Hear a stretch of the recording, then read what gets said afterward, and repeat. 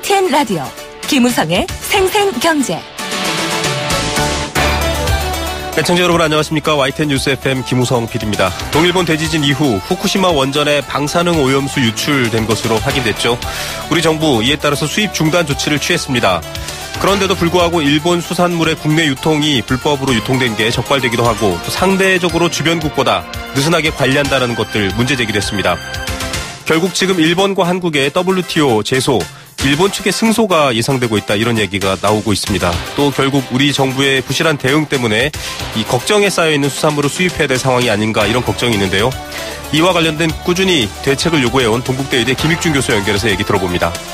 두 번째 생생 인터뷰는 부동산 중개업 논란입니다. 무슨 방이라는 이름의 다양한 부동산 앱 또 스타트업이 폭발적으로 늘어나고 있습니다. O2O 스타트업 중에서 부동산이 가장 활발한 분야라고 하는데요. 정작 중개로 인한 새로운 서비스 같은 것들이 기존 중개업과의 갈등을 유발하고 있습니다. 또 부동산 시장 전체에는 어떤 변화가 감지되고 있을까요? 파리 대책 이후의 시장 상황도 알아보겠습니다. 오늘 생생 장바구니는 추석맞이 물가정보 또 지역 소식들 알려드립니다. 2017년 9월 25일 월요일 김우성의 생생경제 지금 출발합니다.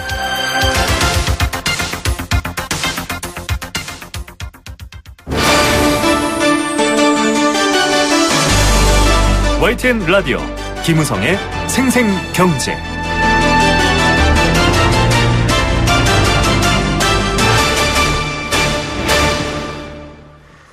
네, 첫 번째 생생 인터뷰입니다. 후쿠시마 원전 사고 발생 이후 우리 정부 일본산 수산물 수입 금지를 골자로 한 임시 특별 조치 발표했습니다. 이에 대해서 일본 정부가 일본 수산물을 차별하고 있다면서 2015년 우리 정부를 상대로 세계무역기구 WTO에 제소를 했습니다. 이후 양국 대표는 서면 입장서 제출, 패널 구두 심리 등 치열한 법리 공방을 벌여왔습니다. 그런데 최근 정부의 일본 수산물 수입 금지 조치에 따른 한일 간 WTO 분쟁, 패소가 전망되고 있다. 패소가 확실시된다. 이런 얘기까지 나오고 있습니다. 여기에 대해서 다양한 대응책을 준비해야 된다라는 사회적 목소리도 커지고 있습니다. 국민의 건강, 안전 확인하고 또 확인해야 될 사안인데요. 어떻게 바라봐야 할까요? 동국대의대 김익준 교수 연결해서 이야기 나눠보겠습니다. 교수님 안녕하십니까? 예, 안녕하세요. 예, 사실 이 원전으로 인한 일본 후쿠시마 앞바다 오염 이런 것들은 이미 기정사실로 밝혀졌고요. 그 이후 우리 정부가 일본산 수산물 수입 금지를 조치했는데 WTO 분쟁이 됐고 이게 좀 길게 이어지고 있습니다. 분쟁으로 이렇게 이어진다는 것 자체를 모르시는 국민들도 많을 텐데요. 어떤 일인가요? 2013년에 일본 후쿠시마 현장에서 네. 오염수 누출 대량 누출 사고가 일어납니다. 네네. 이에 따라서 우리 국민들이 이 방사능 오염된 수산물에 대한 우려가 당연히 커진 거죠. 네.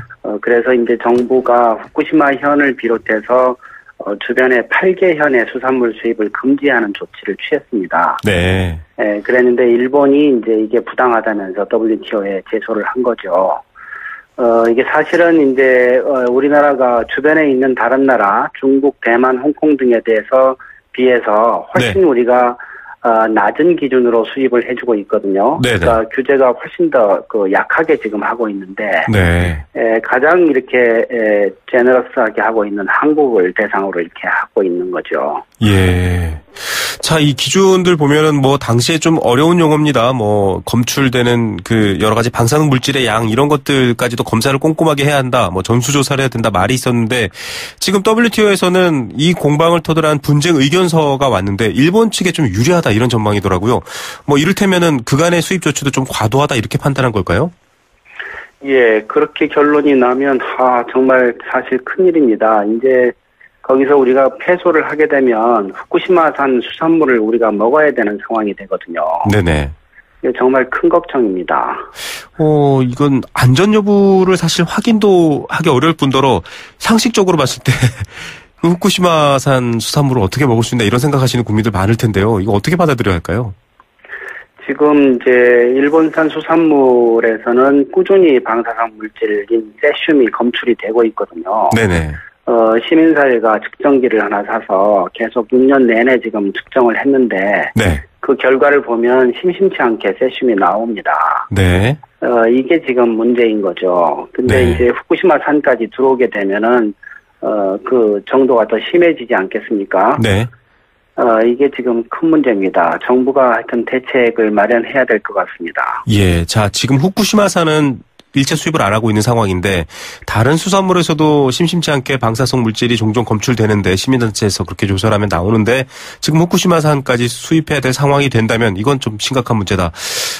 이게 지금 보고서가 일본 쪽에 유리하게 나오게 되고요. 지금 더불어민주당 기동민 의원 같은 경우에는 도대체 그간 정부가 뭘 했나 이렇게 좀 비판을 꼽기도 했습니다. 이거 도대체 문제점 어디서 찾아야 할까요, 교수님? 저도 그 사이에 계속 그런 얘기를 했었는데요. 네네. 정부가 방사능 측정을 제대로 했었어야 됩니다. 네. 지금 식약처가 2013년부터 측정하는 시간을 줄여버렸어요. 네. 이 측정기로 원래 10,000초를 하도록 식품 공전에 돼 있는데 네네. 그거를 어기고 1800초로 줄인 겁니다. 네. 이렇게 해서 측정 시간을 줄여버리면 적은 양은 측정이 안 되는 문제가 발생해요. 네. 그래서 그 사이에 계속해서 방사능에 오염된 게 들어왔을 텐데 네네. 식약처 방식으로 측정을 하면은 네. 오염이 안 된 걸로 나와버린단 말이죠. 네. 이게 제일 큰 문제인 것 같습니다. 지금 그래서 그 사이에 쭉 돼가지고 일본산에서 꾸준히 이렇게 나왔다라는 증거를 제시를 해야 우리한테 유리할 거 아닙니까? 그렇죠. 근데 그 측정을 그렇게 짧은 시간 해가지고 적은 양은 측정이 안 되고 불검출로 읽게 되니까 네. 일본산이 안전하다 이렇게 결론이 날 거 아닙니까? 네. 그러면 이 분쟁에서 우리가 훨씬 불리하죠. 예. 이 문제가 하나 있고요. 네네. 하나 더 있습니다. 네. 민간 검증단을 만들어서 후쿠시마 현에 직접 가가지고 후쿠시마산 또는 그 주변에 수산물들을 측정을 했거든요. 네네. 제가 알기로 2번, 3번 갔어요. 네. 그래서 측정을 했는데 그 결과를 공개를 안 하고 있습니다. 아직까지도. 아직까지 결과가 공개 안 됐나요? 예. 네. 그 이유가 뭔지를 모르겠는데 네. 거기서 방사능이 측정이 됐으면 그 결과가 이번 분쟁 때 얼마나 중요한 자료가 되지 않겠어요? 맞습니다. 근데 그 결과를 지금 모르고 있는 거죠. 네. 그러니까 이 분쟁에서 우리한테 유리한 결과를 낼 수 있는 게 그 2가지인데 네네. 현지에서 측정한 결과, 네. 그다음에 그동안에 일본산 수입된 그 결과, 네. 이 2가지인데 둘 다 제대로 안 한 겁니다. 예. 그래서 우리 쪽에 필요한 증거들이 지금 부족한 거죠. 예. 참. 들으시면서 지금 청취자분들께서도 좀 많이 분노하실 수도 있을 것 같습니다. 특히 아이들도 많고요. 이 수산물 같은 경우에는 광범위하게 재가공되기 때문에 더 걱정인데, 아니 도대체 10,000초로 기준이 잡혀있던 걸 왜 1800초로 줄였고 또 왜 공개를 안 할 거예요? 사실 교수님께 이 질문을 묻는 게 좀 안 맞을 수도 있습니다만. 예, 그건 식약처에 좀 강력하게 물어봐 주셨으면 좋겠습니다. 네, 알겠습니다. 왜 그랬는지. 예. 자, 지금 식약처에 강력히 묻고 싶은 마음은 김익준 교수님이나 저희 프로가 아니라 대부분의 청취자 국민들도 똑같은 마음이다라는 걸 좀 알아주셨으면 좋겠고요. 상황이 이렇다 보니 결국은 WTO 분쟁은 패소할 가능성이 크다 이렇게 점쳐지거든요. 일단 1차에서 패소를 하게 되면 당장 그 수산물을 먹어야 되나요? 어떻습니까? 저는 정확히는 잘 모릅니다만 항소할 수 있는 그런 절차가 있는 모양이더라고요. 네네. 네, 이렇게 하면은 한 1년 조금 넘는 기간 동안 준비할 시간이 좀 더 생기는 모양인데. 네. 저는 일단 항소를 해놓고. 네네. 그 다음에 그 1년 반 동안 제대로 10,000초 측정을 해서. 네. 일본산 식품이 오염됐다는 증거들을 좀 축적을 시켜야 됩니다. 네네. 그뿐만 아니고 다시 민간 검증단을 일본에 보내서. 네. 거기서 오염됐다라는 증거들을 잡아내야 돼요. 네. 지금 사실 민간 검증단에 우리나라의 원자력 전문가들이 다 갔거든요. 네. 그 사람들이 측정했을 텐데. 네. 도대체 이 결과를 내놓지도 않고 무슨 사정인지 알 수가 없어요. 분명히 네. 측정을 했을 텐데 여러 번 갔었으니까. 그 결과가 국민들에게 나오지도 않고 아마 네. 이 제소하는 여기에 대응하는데도 사용하지 못한 거 아닌가. 네. 그런 의심이 좀 듭니다. 그러니까 다시 검증단 파견하더라도 네. 제대로 측정해서 우리한테 유리한 결과들을 모아야 됩니다. 예, 지금 이걸 이 불투명한 과정이 이 논쟁을 더 키웠다. 국내의 어떤 비판을 더 키우고 있다. 이런 사실을 좀 알아주셨으면 좋겠다라는 당국자들이 그런 생각이 들고요. 교수님 여러 가지 이 원전의 위험성 또 방사성 물질의 어떤 위해성 가지고 국민 건강을 위해서 많은 말씀을 하신 편인데요. 궁금합니다. 지금 후쿠시마산뿐만 아니라 일본산 수산물에서 일종의 방사성 물질에 대한 우려할 부분들이 검출이 될 경우 대개 건강에 영향을 미치는 과정은 어떻게 되나요? 이게 좀 장기적이지 않습니까? 이거 이제 방사능에 피폭이 되면 네. 당장일 수도 있고 60년 후일 수도 있고 장기에 걸쳐서 암 발생 확률이 증가합니다. 네네. 의학 교과서에 이렇게 돼 있어요. 피폭량하고 암 발생은 정비례합니다. 정비례, 네. 원점을 지나는 직선 그래프가 교과서에 나와요. 네. 그러니까 가능하면 우리는 피폭량을 줄여야 되는데 그러려면 오염된 음식을 안 먹어야죠. 네네. 그리고 한 가지 더 제가 말씀드리고 싶은 건 후쿠시마에서 방사능 물질이 수백 가지가 나왔어요. 네. 원래 핵 반응이 일어나면 수백 가지 방사능 물질이 나옵니다. 근데 그 중에 우리는 세슘과 요오드 이 두 가지만 측정하거든요. 네네. 왜냐하면 이 두 가지가 측정하기가 제일 쉬워요. 네. 다른 건 측정하는데 시간이 너무 많이 걸려서 불가능합니다. 네네. 그러니까 음식 속에 세슘이 있다는 얘기는 다른 방사능 물질 수백 가지가 알 수 없는 양으로 같이 있다 이렇게 봐야 되거든요. 가장 밝혀내기 쉬운 거 두 가지를 밝혀냈다라는 건 사실은 밝혀내기 어려운 것들도 있다라고 봐야 된다 이런 말씀이시군요. 그럼요. 그렇게 봐야 됩니다. 그래서 불검출인 거를 먹어야 되는데 지금 측정을 그렇게 제대로 안 하고 1800초로 짧게 하고 이렇게 되면 적은 양은 발견이 되질 않는단 말이에요. 네네. 이거 좀 고치라고 그렇게 얘기를 하는데 식약처가 꼼짝도 하지 않고 이 방식으로 했지 않습니까? 네네. 이거 빨리 좀 고쳐야 될 것 같아요. 예. 자, 이 부분에 있어서는 어떤, 납득할 만한 설명을 국민들도 기다리고 있을 것 같습니다. 방사능 유통 허용치라는 것도 있습니다. 어느 정도 자연 방사능도 있을 테고 여러 가지 문제가 있을 텐데 지금 허용치를 이미 초과한 일본산 수산물도 불법 유통되다가 적발되고요.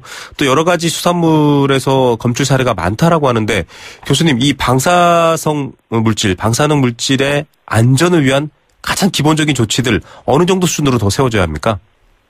일단 일본산 식품들에 대해서 제대로 측정을 해야 되고요. 네. 그 측정한 결과들을 계속 축적을 해가야 됩니다. 네. 네. 그리고 하여튼 방사능이 나오면 전부 일본으로 돌려보내야 되거든요. 네네. 네, 지금 근데 특정 방법이 틀렸기 때문에 그 다음 조치를 할 수도 없는 그런 상황인 거죠. 예, 애초에 대응할 만한 방식 자체도 이미 앞서 1800초 논란 얘기해 주셨지만 불가능한 상황.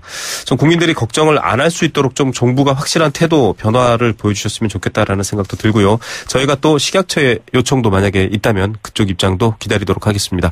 교수님. 네, 거기다가 지금이라도 일본 현지에 파견해서 거기 수산물이 어느 정도 오염됐는지 증거를 전부 잡아놔야 돼요. 네, 맞습니다. 자, 이런 조치가 있어야 저희가 WTO 폐소에 대해서도 정부도 할 말이 있을 것 같습니다. 오늘 말씀 여기까지 듣겠습니다. 감사합니다.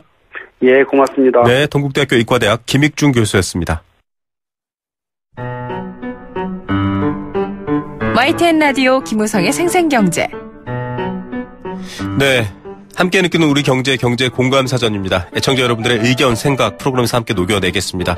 7829님은 벌써 문자 주셨는데요. 도대체 식약처 국민을 위해서 일하고 있는 거 맞나요? 이런 의문들도 들려오는 상황이네요. 여러분들의 의견 기다리겠습니다. 단문 50원, 장문 100원의 정보 이용료 부과됩니다. 샵 0945번 문자로 참여하실 수 있고요. 참여해 주신 분들 중에서 추첨을 통해 도심 속 꿈의 놀이터 일산 원마운트에서 워터파크 스노우파크 이용권 선물로 드리고 있습니다. 오늘의 공감사전 주제어는 부동산 중개 수수료입니다. 월세방을 구한 젊은이들이나 혹은 전세집을 다녀본 사람들, 집을 구매하신 분들 중개 수수료 다들 내셨죠. 부동산 중개업자가 중개를 한 대가로 받는 보수를 말합니다. 정부가 정한 범위가 있습니다. 그 범위 안에서 중개 대상물의 소재지가 관할하는 시도 조례에 따라 그 기준에 따라서 수수료를 받습니다. 매매, 전월세, 또 그 이외의 부동산의 상한 요율이 조금 다릅니다. 서울을 예로 들어볼까요? 서울시 중개보수 등에 관한 조례에 따르면 서울에서 매매 거래를 할 때 부담해야 하는 중개수수료 거래 금액의 0.4에서 0.9%에 달합니다. 각 금액별로 상한 요율이 정해져 있는데요. 쉽게 생각하면 1,000분의 5, 0.5%는 수수료로 내야 되는 겁니다. 비싸다고 생각하시는 분들이 많다라는 여론조사도 있습니다. 그래서일까요? 부동산 직거래나 새로운 서비스들 나오고 있는데요. 파격적으로 깎아주거나 집주인에게만 수수료를 받는다 이런 정책도 있습니다. 그것이 또 다른 논란이 되고 있고요. 기존 공인중개사의 반발도 거센 상황입니다. 해법 어떻게 찾아가야 될까요? 두 번째 인터뷰에서 한번 전문가와 이야기 나눠보겠습니다. 부동산 중개 수수료 여러분들의 생각은 어떻습니까? 앞서 인터뷰한 일본산 수산물 수입 WTO 폐소 얘기도 좋습니다. 여러분들의 의견 기다립니다.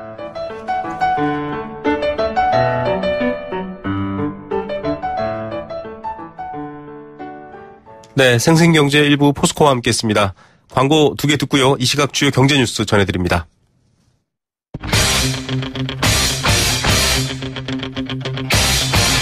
지금 가장 뜨거운 경제 소식. 경제 톱 뉴스. 네. 현재 시각 오후 3시 26분 42초 지나고 있습니다. 이 시각 주요 경제 뉴스 알아보겠습니다. 이데일리 권소영 기자 연결합니다. 안녕하십니까? 네, 안녕하세요. 예, 오늘은 반길만한 뉴스들이 좀 몇 가지가 있는데 금융 쪽에서 소비자들이 반길만한 뉴스 나왔다고요? 네, 금융위원회와 금융감독원이 이 소비자금융 금융개혁 추진단이라는 것을 꾸렸는데요. 그동안 금융개혁이 금융회사에 집중이 됐었는데 이제는 소비자를 가장 우선순위에 두고 금융정책을 추진하겠다 뭐 이런 취지에서 만든 겁니다. 네. 오늘 10개 개혁과제를 선정해서 뭐 차근차근 바꾸겠다라고 밝혔는데요. 네. 뭐 일부는 이미 나왔던 내용이기도 합니다. 이 중에서 눈에 띄는 몇 가지 보면요. 일단 전업주부의 카드 발급이 쉬워집니다. 네. 사실 전업주부들 소비의 주요 주체잖아요. 네네. 그런데도 이제 실질적으로 증명할 수 있는 소득이 적은 경우가 많아서 네. 금융 서비스 이용에는 좀 제한이 많았습니다.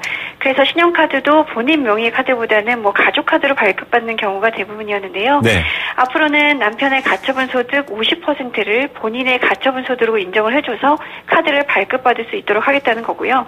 뭐 이 밖에도 고령층이나 뭐 청년층의 카드 발급 애로사항도 좀 개선하겠다 이렇게 밝혔습니다. 네.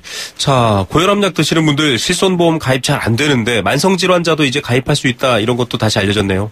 네, 사실 과거에 수술한 진료 기록이 있거나 뭐 말씀하신 대로 고혈압 같은 만성질환을 갖고 있는 경우 실손의료보험 가입이 사실상 불가능했거든요.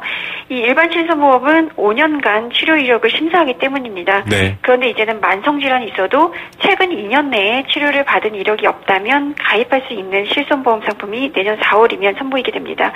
이 특정 질병에 대해서만 일정 기간 보장을 제한할 수는 있지만 가입 자체를 거절하는 경우는 좀 최소화하겠다라는 게 이제 금융감독 당국의 설명인데요. 네. 여기다가 이제 또 서민금융상품이죠. 햇살론을 온라인으로도 신청할 수 있게 됩니다. 이거는 내년 1월쯤 도입될 예정인데요. 아무래도 온라인으로 신청을 하게 되면 비용을 좀 아낄 수 있을 테니까 그 비용 아낀 만큼 금리를 돌려줘서 금리를 1%포인트에서 2%포인트 정도 내릴 예정입니다. 그리고 또 온라인 금융거래할 때 일회용 비밀번호 생성기, 그러니까 우리가 OTP라고 많이 부르는데 요것도 이제 배터리 떨어지거나 분실하면 이제 제값을 받아야 되잖아요. 그런데 이런 경우에 보통 이제 직접 금융회사 창구를 찾아가야 됐는데 앞으로는 온라인에서 재발급 받을 수 있는 OTP가 도입이 됩니다. 예, 좀 더 편해지는 게 많네요. 실손보험 잘못 책정한 보험사 가입자에게 보험료 돌려줄 수 있다 이런 소식도 있네요.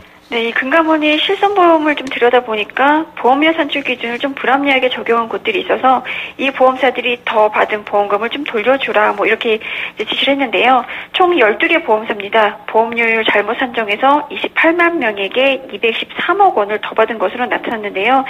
일단 생보사 중에서 한화, 교보, 농협, 신한, 미래에셋, 동양, 동부, ABL, KDB 뭐 이런 생보사에 2008년 5월부터 2009년 9월까지 실손보험에 가입한 경우에는 1인당 14만 5천 원 돌려받게 되고요. 네. 또 삼성생명과 삼성화재가 판매한 노후실손보험은 1인당 11만 5천 원을 돌려주게 됩니다. 그리고 또 농협선보가 2010년 9월부터 판매한 계약은 1인당 6천 원 돌려받게 되는데요. 뭐 환급 신청 따로 하지 않아도 보험사가 환급 대상자에게 개별적으로 안내하도록 되어 있기 때문에 연락처가 바뀌었다면 보험사에 문의하시는 게 좋은데요. 그냥 뭐 기다리셔도 보험사가 연락하실 겁니다. 네. 자, 취업준비생에게 좀 반가운 소식입니다. 이번엔 제조업체 채용 규모 확대될 거다 이런 소식 들어왔네요. 네, 오늘 한국은행이 지역경제보고서라는 걸 발간을 했는데요. 이게 한국은행 15개 지역본부가 지난 8월 14일부터 이달 4일까지 제조업체 279개사를 대상으로 설문조사한 결과거든요. 네. 대기업 101개 그리고 중소기업 178개를 대상으로 조사를 했는데 이 답한 업체의 50.3%가 내년 채용 계획이 있다라고 밝혔습니다. 반면에 채용 계획이 미정이다 혹은 없다 이렇게 답한 기업이 47.7%로 조금 낮았는데요. 채용 계획이 있는 업체 중에서 채용 규모를 늘리겠다고 답한 업체가 38.9%였고요. 축소하겠다는 업체가 16%였으니까 뭐 이보다는 그래도 2배 이상이었습니다. 이 중에서도 절반 이상은 채용 규모를 5% 이상 늘리겠다라고 밝혔는데요. 업종별로 보니까 IT와 그리고 또 석유화학정제 업종에서 채용 계획이 있는 업체 비중이 절반을 넘었고요. 반면에 이제 자동차나 기계 장비, 철강 이런 데에서는 절반 이하였습니다.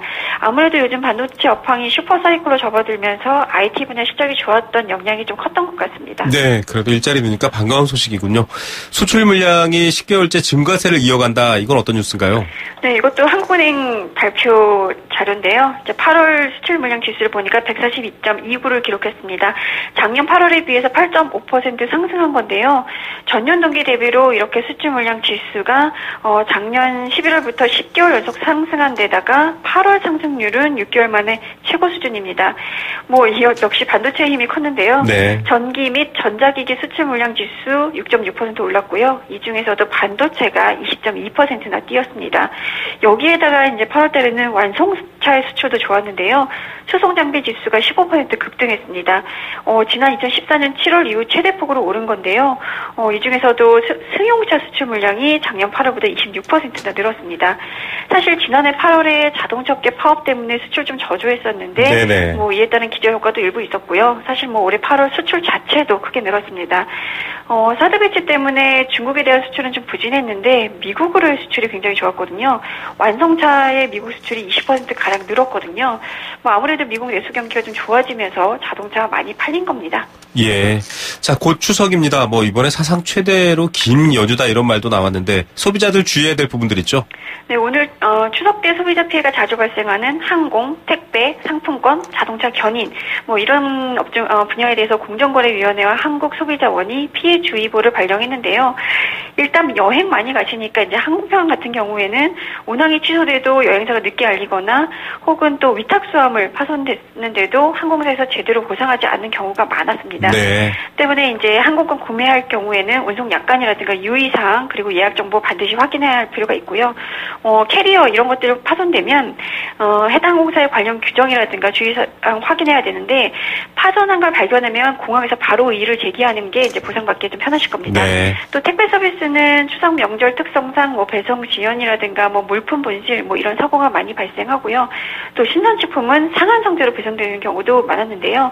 워낙에 이 택배 물량 몰리는 시기니까 대략 한 일주일 정도 시간을 여유를 두고 배송 신청하는 게 좋고요. 배송이 끝날 때까지 운송자를 보관하는 게 보상을 받을 때 좀 유리합니다. 또 상품권 판매 피해 많이 발생하는 분야인데요. 워낙 이제 추석 때 상품권 선물 많이 하시잖아요. 그런데 인터넷에서 대폭 할인 이런 식으로 이제 광고에서 소비자 유인하고 묶음 구매, 현금 결제 이렇게 유도한 뒤에 상품권 배송하지 않는 경우도 많은데 일단 이렇게 대폭 할인해 준다라고 하면 일단 의심해보고 또 상품권 유효 기간이라든가 사용 가능한 가맹점 이런 거 확인해 볼 것을 권했습니다.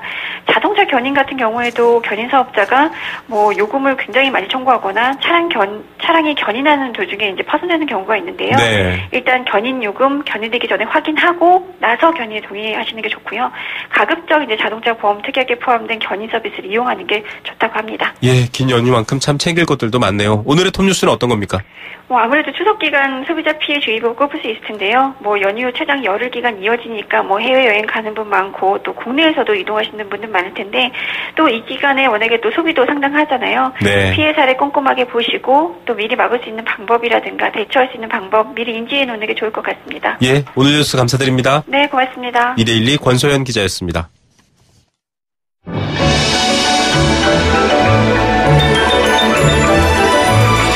오늘의 경제를 들여다보는 시원한 창. YTN 라디오 김우성의 생생경제 생생인터뷰. 네, 앞서 오늘의 공감사전 주제어도 바로 이 부동산 중개 수수료 얘기했는데요. 변화의 바람이 가장 많이 부는 곳이 요즘 부동산입니다. 새 정부의 정책도 큰 변화를 예고하면서 시행되고 있고요. 세대별로 부동산을 바라보는 시각이나 가치도 많이 변하고 있습니다. 무엇보다 시장 자체의 질서나 거래 수단 같은 것들이 많이 변화하고 있는데요. 소규모 창업 스타트업도 그래서 부동산 분야에 활발하다고 합니다. 그런데 그 변화 사이에도 미묘한 갈등이 있습니다. 신생 부동산 스타트업들의 중개 수수료 논란입니다. 집주인에게만 받겠다. 0.3%만 받겠다. 여러 가지 소비자들을 유혹하는 대책들이 나오고 있는데요. 기존 중개업자들은 큰 갈등을 빚고 있습니다. 앞에서 피켓 시위를 하고 있기도 하고요. 언론 인터뷰를 통해서 큰 반발을 만들어내고도 있습니다. 이 문제와 더불어서 최근 부동산 잡히고 있을까요? 정책의 흐름에 따른 시장 반응은 어떨까요? 리얼투데이 양지영 콘텐츠 본부장 전화로 연결해서 이야기 들어봅니다. 본부장님 안녕하십니까? 네, 안녕하세요. 예, 의외로 이 4차 산업과 새로운 스타트업의 격전지가 부동산이다. 뭐 오토 사업의 격전지다 이런 평가가 나오고 있는데요. 중개 스타트업이 이렇게 활발하다고 하는데 어떤 상황입니까? 네, 온라인과 오프라인을 연결하는 서비스 시장이 커지고 있는 데다가 최근에는 정보를 얻는 매체 수단이 PC에서 모바일로 빠르게 정착이 되고 있잖아요. 네, 모바일 시대 흐름에 맞춰서 부동산 서비스도 많이 달라지고 있는 상황이고요. 네. 이런 흐름에 맞춰서 다방이라든가 직방 등 다양한 앱도 등장을 해서 소규모 거래에 대한 시장을 장악하고 있는 상황이고요. 네.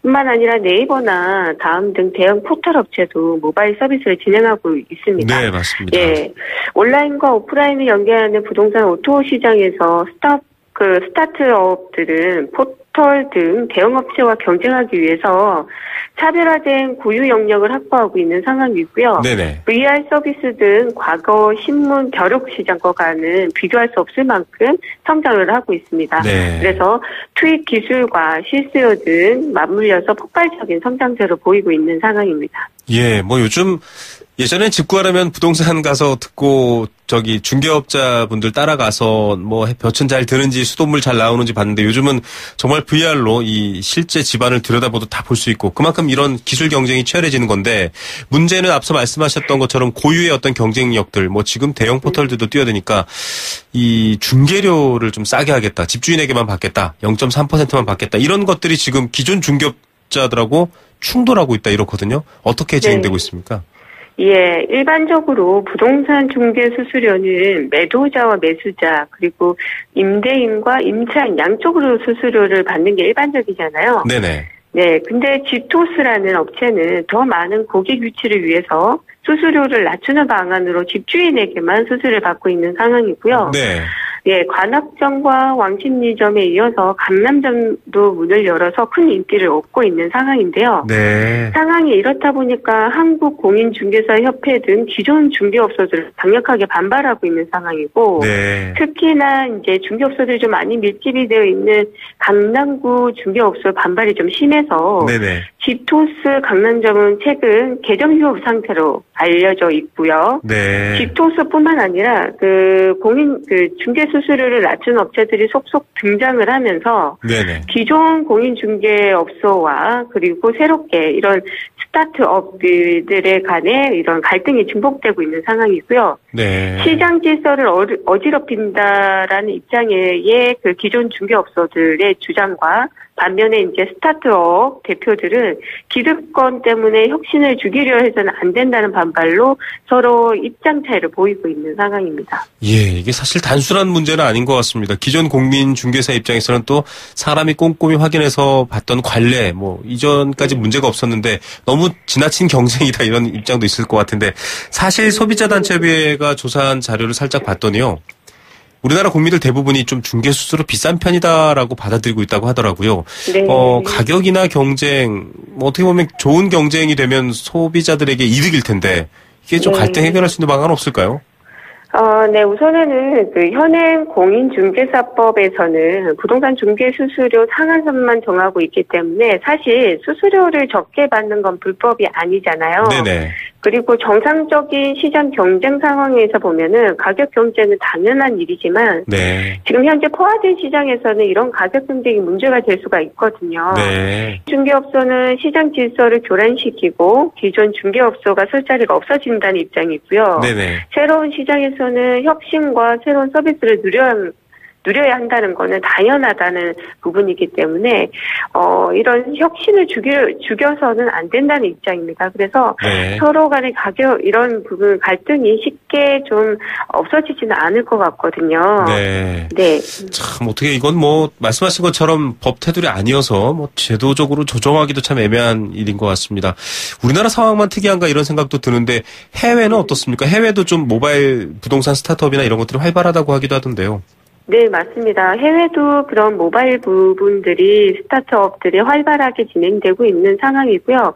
먼저 좀 봐야 될 부분들이 좀 중개 수수료가 이지 않을까 생각이 드는데 네. 우리나라가 선진국에 비해서 중개 수수료가 많이 낮은 편이긴 하거든요. 아, 비싸진 않군요. 비교해봤을 때. 네네네. 그 한국과 같이 중개 의뢰인 쌍방 모두에게 중개 수수료를 받고 있는 일본의 경우에는 네. 보수율이 3.26%에 달합니다. 아, 그리고 네. 예, 매도인으로부터만 중개 수수료를 받는 미국이라든가 영국의 그 보수율의 경우에는 각각 3.5%에서 많게는 6%이고 네. 또한 2%에서 3.5%에 이르는 정도로 좀 높은 편이고요. 네네. 그에 비해서 우리나라는 중개 수수료가 낮죠. 지금 매매의 경우에는 거래 금액의 0.6%에서 0.9% 수준에 네네. 달하거든요. 그래서 좀 많이 낮은 부분이고 이렇다 보니까 우선 선진국 중개업소들의 경우에는 주기적으로 시장 조사나 보고서를 내고 있고요. 네. 세무 상담까지 해주기도 합니다. 그렇다 보니까 수수료가 이렇게 좀 높은 편이거든요. 네. 그래서 우리나라 역시도 중개 수수료가 높아지기 위해서는 혹은 좀 더 경쟁력을 높이기 위해서는 소비자들, 즉 고객들의 구매를 당길 수 있는 서비스 경쟁력을 키우는 네. 것도 하나의 방법이지 않을까 생각이 드네요. 예, 정말 사실 특히 집처럼 민감한 부분, 사람이 오래 살아야 되는 곳이지 않습니까? 적게는 2년, 많게는 십수년을 살아야 되는 곳인데 가격 경쟁이 아니라 서비스 경쟁을 해야 된다라는 해외 사례도 좀 참고해 볼 만한 것 같습니다. 네. 예, 관련 논쟁 보실 때 참고하시기 바라고요. 이번에는 좀 파리 대책 이후 상황 한번 보겠습니다. 워낙에 이게 언론사에 따라 다르고 전문가 입장에 따라 다른데요. 파리 대책 효과가 있다. 효과 없다. 부작용만 나온다. 여러 얘기가 나오는데 지금 한 달 정도 무르익었습니다. 앞으로 가계부채 대책도 계속 나오고 있는 상황인데 시장 반응은 좀 어떻습니까? 예, 우선 파리 대책 효과에 대해서는 저는 분명히 효과를 보고 있다라는 입장이고요. 네. 정부는 결국에는 시장의 투자 수요가 아니라 실수요 중심을 재편시키겠다라는 의지였고, 네. 시장은 실제로 정부의 의도대로 투자 수요가 빠지고 실수요 중심을 재편이 되고 있는 것으로 보이거든요. 네네. 그렇지만 부동산 투자 수익률이라든가 시세 차익 등 건전한 욕구는 여전한 것으로 보입니다. 단지 과거처럼 한 달 혹은 두 달 이런 단기간 내에 투자 수익을 챙기겠다라는 이런 과도한 투자자들이 빠지고 있는 것으로 보이고요. 그래서 실수요자들이 들어갈 만한 입지, 상품 등 될 곳만 되는 분위기가 이어지고 있습니다. 연말을 갈수록 입주 물량 증가라든가 금리 인상의 압박감 등 리스크가 여전히 크기 때문에 그때 되는 지금보다는 시장이 좀 불확실성이 더 커지지 않을까 예상이 됩니다. 네. 연말로 갈수록 오히려 좀 시장 상황은 더 지켜봐야 되는, 즉 관망세가 좀 많이 늘어날까요? 관망하시는 분들이요? 아무래도 지금 연말을 갈수록은 앞서 말씀드렸듯이 입주 물량이라든가 사실 입주 물량이 증가를 하게 된다는 거는 시장이 좀 불확실성이 커진 상황에서 입주 물량이 증가가 되면은 매수자는 줄어들고 공급은 늘어나기 때문에 네. 그에 대한 리스크가 분명히 있을 거고요. 또한 부동산 가격에 큰 영향을 주는 금리 부분이 네네. 인상하게 되면 대출에 대한 이자 부담이 커지기 때문에 이런 전체적으로 봤을 때 불확실성이 좀 더 커진다고 봐야 될 것 같습니다. 예, 참 부동산 특히 실수요자 분들도 이런 상황이 어떻게 흘러가는지가 사실 가장 궁금한데요. 연말에는 이런 것들은 좀 대비 혹은 예측하고 있어야 될 것 같습니다. 보유세 얘기도 종종 나옵니다. 정치권에서 나오는 말인데 전문가분들도 보유세 잡으면 확실하게 투기 수요 혹은 다주택자의 투기를 좀 의욕을 떨어뜨릴 수 있다라는 얘기와 이거 보편적으로 적용되는 법칙이어서 이렇게 성급히 했다가는 좀 부작용이 있다 팽팽하던데 어떻게 봐야 될까요? 우선은 보유세가 강화가 되면 시장의 파급 효과는 상당히 클 것으로 보고 있고요. 네네. 다주택자가 주택을 소유하는 이유는 시세 차익 혹은 임대 수익일 거라고 보거든요. 네. 이런 상황에서 내년 4월부터 다주택자들에 대한 양도세가 10%에서 20%포인트가 가산세가 부과가 되고 장기 보유 특별공제도 적용이 되지 않기로 했잖아요. 네네. 예, 양도세는 시세차익 일부를 세금으로 내기 때문에 만약에 부동산 가격이 오를 주택이라고 한다면 서둘러 팔 이유가 없습니다. 네. 그리고 매매 가격이 오르지 않더라도 월세를 받아서 은행 금리 이상의 임대소득이 보장이 된다고 한다면 네. 주택을 소유하려는 게 더 거거든요. 네. 하지만 보유세 인상은 가지고 있으면 세금이 부과되기 때문에 만약 보유세 인상분이 월세로 보전이 안 될 경우에는 가지고 있을 필요가 없고 추가 매입할 이유가 없어지는 거죠. 네. 즉 월세가 상대적으로 낮은 지방의 경우에는 신세까지 나올 수가 있다는 거고요. 네. 그리고 양도세 부담과 보유세 부담으로 파는 것도 가지고 있는 것도 부담이 된다면 집 자체가 부담이 되기 때문에 주택을 매입을 하려는 구매력이 확실히 떨어질 것이고 이는 장기적으로 보면은 공급 부족으로 이어져서 다시 한번 가격 상승으로 이어지는 악순환 반복으로 이어질 수 있는 우려도 배제할 수가 없다라는 거죠. 예, 여러 가지 예측들이 복잡하게 걸려있는 문제인데요. 이 부분도 저희가 좀 지켜보면서 또 부작용 문제, 임대료 상승 문제까지도 한번 나중에 다시 여쭤보도록 하겠습니다. 오늘 말씀 감사드립니다. 네, 감사합니다. 네, 리얼투데이 양지영 콘텐츠 본부장이었습니다.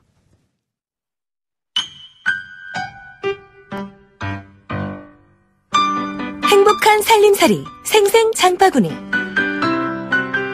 네, 뉴스 속의 세상은 참 복잡하게 돌아가고요. 또 걱정도 됩니다. 그런데도 언제나 장바구니 생각하는 시간 마련해드리는 월요일 순서고요. 특히 추석 명절 앞두고는 더욱 그렇습니다. 오늘도 한국농수산식품유통공사 문재영 대리 연결합니다. 안녕하십니까? 네, 안녕하세요. 네, 지난주 목요일에 추석 성수품 가격 자료 나왔더라고요. 내용 어떻습니까? 네, 지난 9월 21일에 우리 유통공사가 추석을 2주 앞두고 차례상 구입 비용을 발표했는데요. 네. 지난주에 제가 말씀드린 것보다 비용이 오히려 더 떨어져서 네. 전통시장은 21만 7천 원으로 작년 추석 2주 전보다 3.4% 하락했고요. 대형 유통업체는 30만 9천 원으로 2.6% 하락했습니다. 전국 19개 지역에 있는 18개 전통시장과 27개 대형마트를 조사한 결과인데요.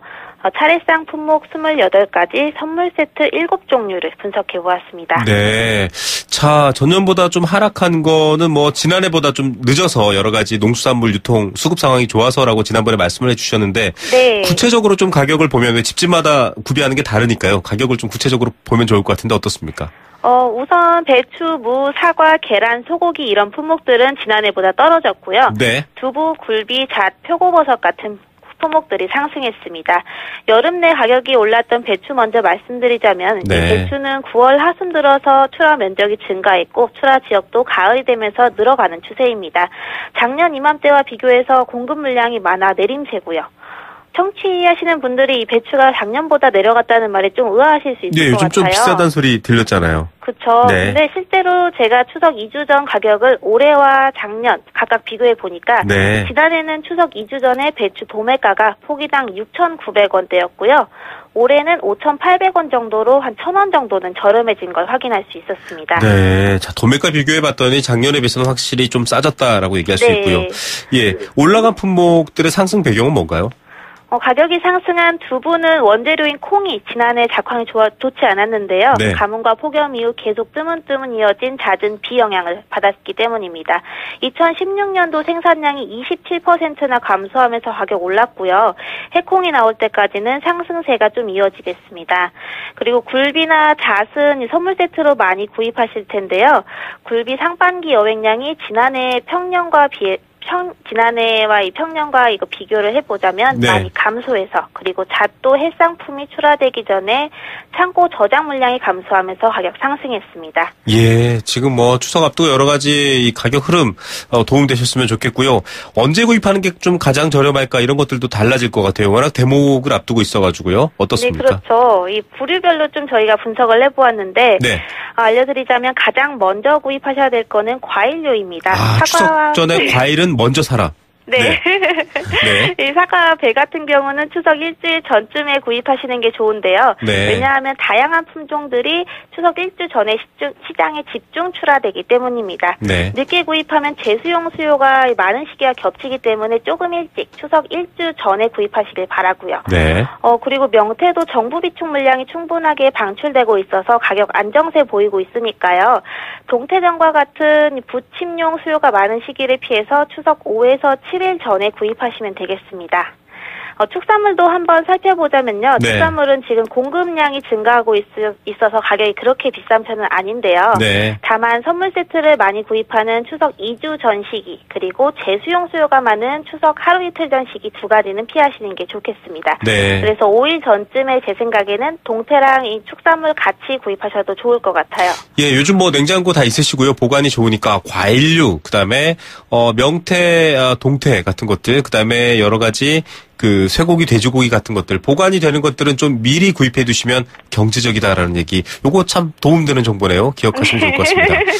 예. 감사합니다. 좋아하시는군요. 자, 채소류 같은 것들이나 이런 것들은 사실 이건 며칠 전에 보관이 안 되잖아요. 금방 시드니까요. 이런 건 어떻게 해야 될까요? 그렇죠. 그래서 저는 이르면 5일 전, 늦어도 3일 전에는 채소류 구입하시기를 추천해 드리는데요. 지금 네. 배추, 무 같은 경우는 우리 유통공사가 계약 재배랑 비축 물량을 방출하면서 시장에 물량 안정적으로 공급하고 있고요. 다른 엽채류들도 기온이 선선해지면서 출하량이 증가하고 있는 추세입니다. 네. 그래서 마찬가지로 재수용 수요가 집중되는 추석 하루 이틀 전만 피하시면 되겠고요. 전체적인 부류별 구입 순서를 제가 좀 다시 매겨드리자면 네. 추석 일주일 전에는 과일, 일주일 전에 과일, 5일 전에는 축산물과 수산물, 네. 그리고 채소류는 3에서 5일 전에 구입하시면은 보다 저렴하게 성수품 마련하실 수 있을 것 같습니다. 예, 그냥 뭐 시간 될 때 마트 가자, 시간 될 때 재래시장 가자 이러지 마시고요. 일주일 전에 과일, 5일 전에 수산물, 축산물, 채소류는 3일에서 5일 사이 이렇게 구입하시면 좀 경제적일 것 같습니다. 감사드리는 네, 예, 좋은 정보 감사드리고요. 정부에서도 좀 추석 가격 안정을 위해서 힘쓰고 있다고 하는데 뭐 직거래 장터나 좀 도움될 만한 정보 있나요? 요즘 많이들 이용해 주시고 있는 로컬푸드 직거래 장터 이 400여 곳과 특판장 2,100여 곳에서 성수품 할인 판매하고 있으니까요. 네. 활용해 주시면 알뜰 구매할 수 있을 것 같은데 농업인분들이 땀과 정성으로 키워낸 고품질 농축산물을 제수용품과 선물 세트를 위주로 해서 최소 10%, 최대 40%까지 할인된 가격으로 판매하고 있거든요. 네. 직거래 장터가 워낙 많아서 찾기 어렵다고 하거나 행사 정보를 일일이 검색하기가 어렵다고 하시면은 인터넷에 싱싱장터를 통해서 검색 가능하시고요. 네. 스마트폰은 싱싱장터 앱을 이용해 주셔도 좋습니다. 네, 참 직거래 장터 저희도 지난 금요일 날 이 리포터 보내서 취재해 왔는데 싱싱장터, 네, www.esing 이싱싱입니다. 이싱싱.com 들어가시면 검색할 수 있다고 하니까 참 좋은 정보네요. 자, 채소류 가격도 내려가고 출근길에는 반팔도 잘 안 입고 이제 기온이 꽤 따뜻해졌다가 또 차가워졌다가 하는데 네. 단풍 소식도 좀 궁금해져요. 어떻습니까? 그러게요. 지난주 금요일에 벌써 설악산에는 첫 단풍이 들었다고 하는데요. 네. 지난해에 비해서는 4일 빠르고 평년보다는 5일 빠른 수준이라고 합니다. 10월 초순까지 단풍이 들기 시작하는 전국 유명산이 설악산을 포함한 강원도 금강산, 오대산, 치악산, 그리고 남도의 지리산 정도로 들 수 있겠어요. 네. 10월 중순에 접어들면 전국이 알록달록 예쁘게 단풍으로 물들겠고요. 올 추석이 임시 공휴일과 함께 황금 연휴가 기다리고 있는 만큼 가족들과 여행 갈 시간이 아주 충분하다고 생각되는데 네. 단풍 시기 보면서 미리 여행 계획 짜보셔도 좋을 것 같습니다. 네, 좋은 여행 소식까지 오늘도 도움되는 정보 감사드립니다. 네, 감사합니다. 네, 한국농수산식품유통공사 문재영 대리였습니다.